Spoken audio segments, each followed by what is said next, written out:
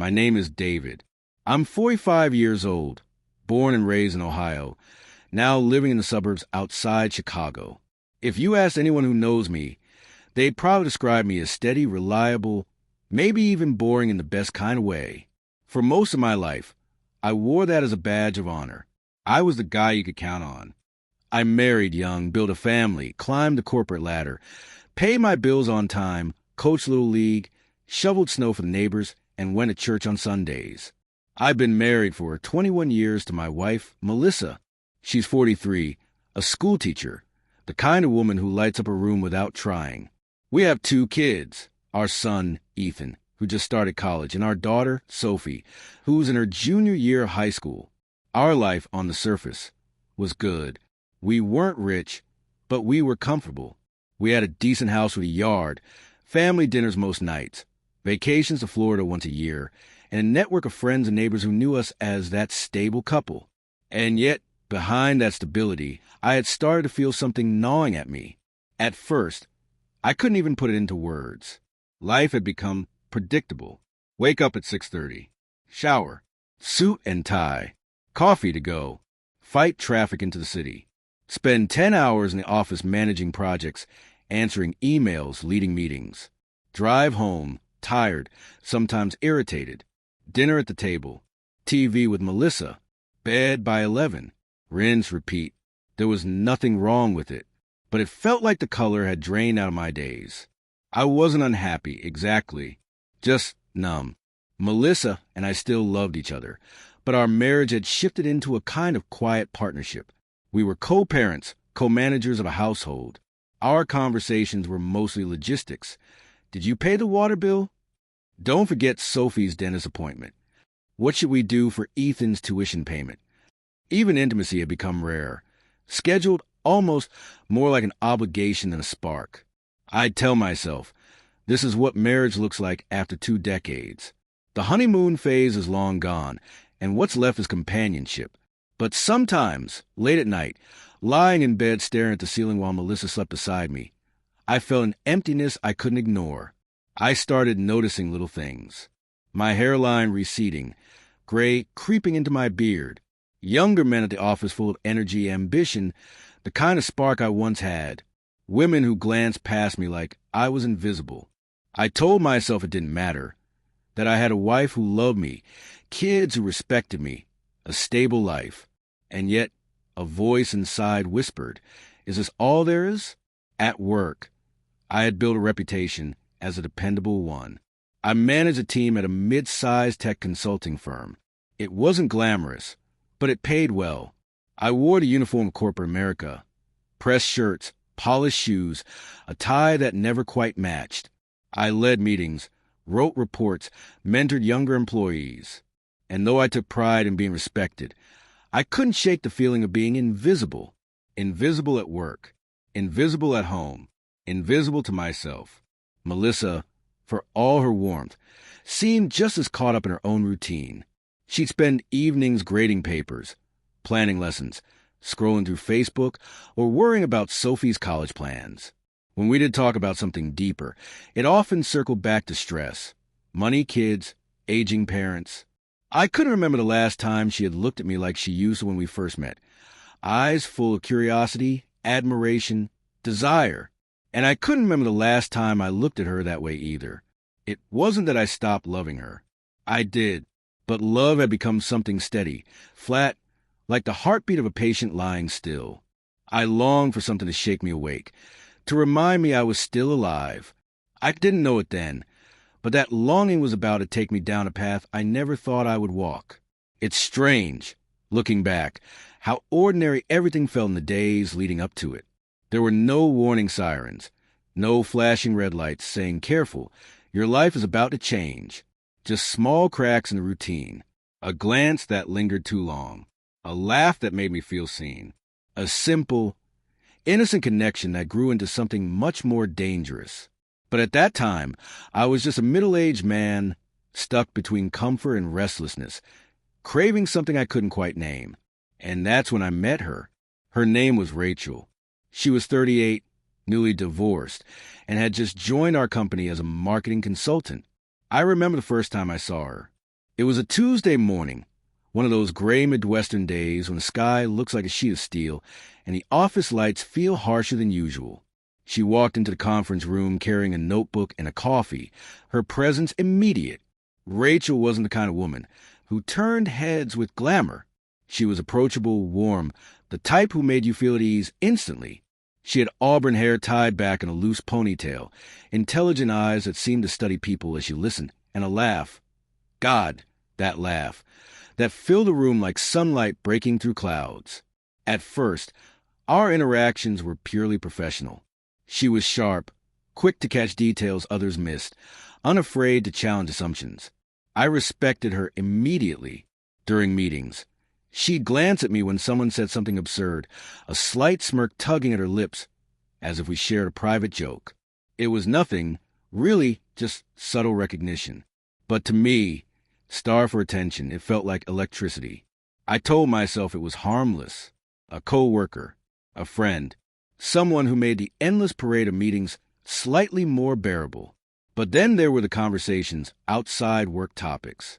She'd linger after meetings to ask how my day was going. We discovered we both liked old rock bands, the kind you don't hear much anymore. She joked about the absurdities of corporate life in a way that made me laugh harder than I had in years. And then came the texts. At first, strictly professional. Do you have a report from last week's project? Or, what time is a client call tomorrow? But slowly, subtly, the tone shifted. One night, she texted, "Still awake? I can't believe I'm sitting here at 11 p.m. writing slides. Save me." I laughed, lying in bed beside Melissa, the glow of my phone lighting my face. I typed back, "Same here. My life is a slideshow graveyard." Her response, "At least you make me laugh." I stared at that message longer than I should have. It was innocent, yes, but it made me feel something I hadn't in a long time. Noticed, appreciated, wanted, even if just for my humor. From there, the messages grew more frequent. Little jokes during the day, memes, random thoughts. She'd ask about my kids, share stories of her divorce, her struggles starting over.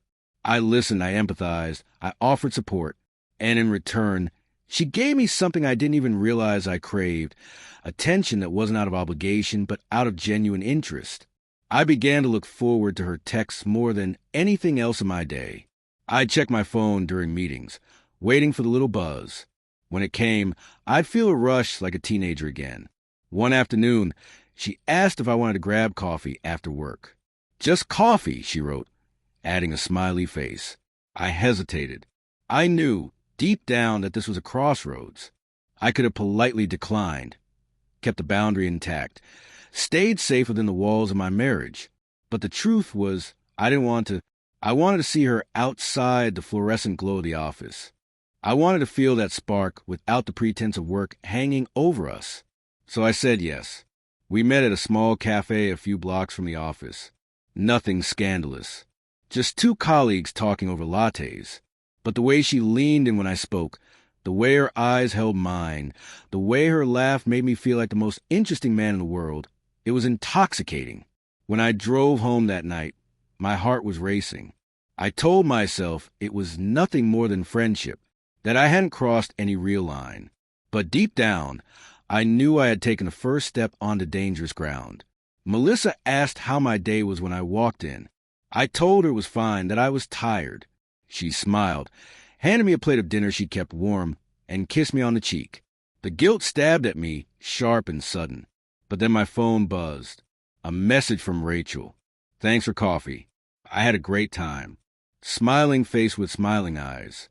And just like that, the guilt was drowned by something stronger, desire. It didn't happen all at once. There was no single moment when I decided, I'm going to betray my wife. Instead, it was a series of small choices, each one easier to justify than the last. Coffee turned into dinner. Dinner turned into drinks. Conversations grew longer, more personal, more intimate. And one night, in the parking lot outside the restaurant, it happened. She leaned in, her hand brushing mine, and before I could think, our lips met. The kiss was soft, tentative at first, but it lit fire in me I hadn't felt in decades. My chest pounded, my hands shook, my mind screamed at me to stop, but my body wouldn't listen. When we pulled apart, breathless, I stared at her in disbelief. "This is crazy," I whispered. "Yeah," she said, smiling softly. "But it feels right." That night, driving home, guilt gnawed at me. Melissa was waiting up, sitting on the couch with a book. She asked how my day was, and I lied. I told her I'd stayed late at the office. She kissed me goodnight, trusted me completely, and the weight of that trust nearly crushed me. But the next day, when Rachel texted, "I can't stop thinking about last night," the guilt gave way to desire again. And so it began my double life. We started meeting in secret. Lunch breaks stretched longer than they should. Business trips became excuses. Afternoons in cheap hotels, stolen kisses in parking lots, whispered phone calls late at night. I became skilled at deception, clearing messages, rehearsing alibis, compartmentalizing my world into two separate realities. At home, I was still the dependable husband, the dad helping Sophie with homework, the man paying bills and mowing the lawn. Melissa didn't suspect a thing.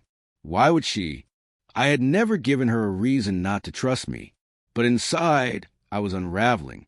The thrill of being wanted, of feeling alive again, was addictive. Rachel made me feel like the man I used to be, youthful, exciting, desired. With her, I wasn't a middle-aged suburban dad. I was someone interesting, someone worth chasing. But with every stolen moment came a deeper sense of shame. I'd look at Melissa across the dinner table and feel a sharp sting of betrayal. She'd smile, ask me about work, reach for my hand, and I'd flinch inside, knowing I was living a lie. There were nights I lay awake, staring at the ceiling, torn between two worlds. Part of me longed to confess, to end it, to come clean and beg for forgiveness. But another part, the selfish, reckless part, clung to the affair like oxygen. Rachel wasn't just an escape. She became a confidant, someone I told things I hadn't said aloud in years. My doubts, my fears, my restlessness. She listened. She understood. She made me feel less alone. And yet, there was always the shadow of reality looming over us. She'd sometimes ask, half joking, half serious, "Would you ever leave your wife?" I'd dodge the question. "It's complicated," I'd say, or, "Let's not go there." Because deep down, I knew the truth. I wasn't going to leave Melissa. I loved her in my own way. I loved my kids. I loved the life we had built. But I also loved the way Rachel made me feel. I thought I could balance it. I thought I could live in both worlds without consequence. But living a lie takes its toll. The paranoia crept in. Checking my phone constantly, worry about slipping up, crafting lies that sounded natural. Melissa noticed changes. She asked why I seemed distracted, why I worked late so often, why I was on my phone more. I'd brush it off, tell her I was just stressed with projects. She believed me, or maybe she wanted to believe me. And so the affair stretched on, months of secrecy, passion, guilt, and lies. But secrets have a way of surfacing, and mine was about to come crashing into the open. It happened on an ordinary evening, the kind where nothing seems remarkable until your entire life shifts. Melissa was in the kitchen, cleaning up after dinner, while I sat on the couch scrolling through my phone. Rachel had texted me earlier, something small. "Miss you. Can't wait to see you tomorrow." I thought I had deleted it. I was always careful. Or at least, I thought I was. But that night, I made a mistake. I left my phone on the coffee table when I went upstairs to grab a sweatshirt. When I came back down, Melissa was standing there, phone in hand, her face pale. "David," she said, her voice trembling. "Who's Rachel?" My stomach dropped. My mouth went dry. For a moment, I couldn't breathe. She held the phone out to me. The screen glowed with the words I thought I'd erased. "Miss you. Can't wait to see you tomorrow." Time seemed to stop. I could have lied. I could have said she was a co-worker, a friend, that it was innocent. But when I saw the look in Melissa's eyes, hurt, betrayal, disbelief, I knew the truth was already there. I sat down heavily, my hand shaking. "Melissa," I started, but the words caught in my throat. "Don't," she whispered, her voice breaking. "Please, just tell me the truth." How long? I buried my face in my hands. A few months, I admitted. My voice was barely audible. The silence that followed was the loudest sound I've ever heard. When she finally spoke, her voice was sharp, raw. Months? While I was here, raising our kids, cooking your dinners, trusting you, you were with her. Tears stung my eyes. I never wanted to hurt you. She cut me off. You already did. The rest of that night was chaos. We argued, we cried, we circled the same questions again and again. Why her? Was it love? Was I going to leave? Did I even love Melissa anymore? I tried to explain the emptiness I had felt, the way Rachel made me feel alive again. But as the words came out, they sounded hollow, pathetic. Excuses, not reasons. Melissa's pain was unbearable to watch. She sobbed, pacing the living room, her hands shaking. Do you know what you've done to me? To us? To our family? I had no defense. Ethan was away at college, but Sophie was upstairs, probably hearing every Ray's voice. The thought of my daughter listening to her parents' marriage shatter broke something inside me. By midnight, Melissa said she couldn't even look at me. She went upstairs and locked the bedroom door, leaving me alone on the couch, drowning in the wreckage I had created. The days that followed were worse than I could have imagined. Melissa barely spoke to me, and when she did, it was cold, sharp, detached. She moved through the house like a ghost, avoiding me at every turn. Sophie was quiet, confused, her eyes searching mine for answers I couldn't give. Trying to repair a marriage after betrayal is like trying to glue together shattered glass. Even if you manage to hold the pieces, the cracks never fully disappear. That's what I learned in the months after Melissa discovered the truth. At first, we lived like strangers under the same roof. Conversations were minimal, mostly about Sophie, Bill's day-to-day logistics. Melissa looked at me with a mix of anger and sorrow that cut deeper than any words could. Some nights she slept in our daughter's room, unable to share the same bed with me. Therapy became part of our routine. Couples counseling, individual counseling. I sat across from a stranger in an office with beige walls and confessed things I had never said out loud. My insecurities, my fear of aging, the way I felt invisible in my own life. Melissa listened, arms crossed, her face hard. Sometimes she'd break down, sobbing, asking the same question over and over, why wasn't I enough? And that was the hardest part, because she was enough. She had always been enough. My betrayal had nothing to do with her and everything to do with me. My weakness, my selfishness, my inability to face my own emptiness without looking for someone else to fill it. Rachel was gone. I cut all ties, deleted her number, blocked her on social media. But the ghost of her lingered, especially in Melissa's mind. Every time my phone buzzed, I saw suspicion flicker in her eyes. Every late meeting, every delayed text reply, every moment I wasn't accounted for reopened the wound. There were days I thought it would be easier if Melissa just told me to leave, that the slow bleed of distrust was more painful than a clean break. But she didn't. She stayed, not out of weakness, but out of determination, to fight for the family we had built, to give herself the chance to heal on her terms. Months passed. Slowly, cracks began to mend. Melissa started to talk to me again, not just in anger, but in cautious honesty. We shared dinners without silence stretching like a canyon between us. We even laughed once in a while, though the laughter felt fragile, like glass that could break at any second. Sophie, quiet but perceptive, knew something was wrong. One night she asked me, "Dad, are you and Mom okay?" My throat tightened. I wanted to protect her from the truth, to shield her from the mistakes I had made. I told her, "We're working through some things, but we love you. That will never change." It was the only honest answer I could give. A year later, we were still together. Not fully healed, not the same as before, but together.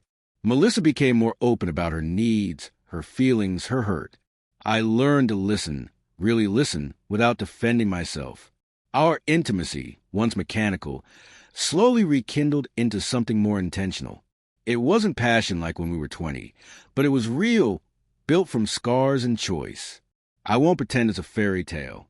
There are still days Melissa looks at me with doubt, days when she asks for reassurance, days when I wonder if she'll ever truly forgive me.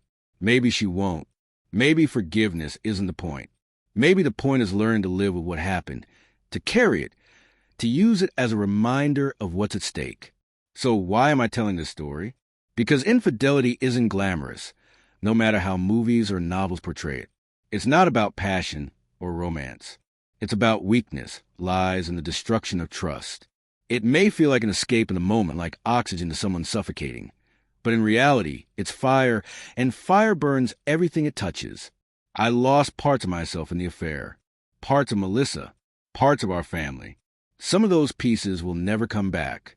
But I also gained a brutal clarity. Love isn't something you coast on. It's work, daily work.